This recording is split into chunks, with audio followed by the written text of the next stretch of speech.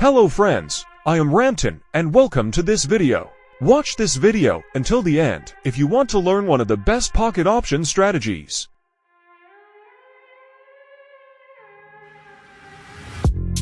Set the time of candles and trade to 5 seconds.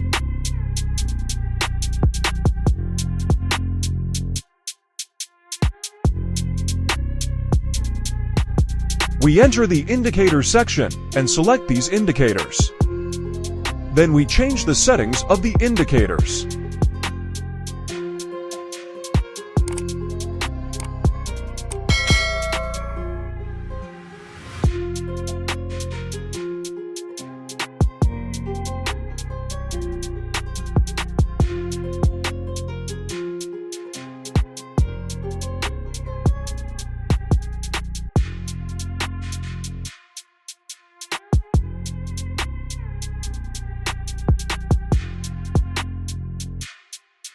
When the stochastic indicator crosses each other and the momentum gives us a signal, we can enter the trade.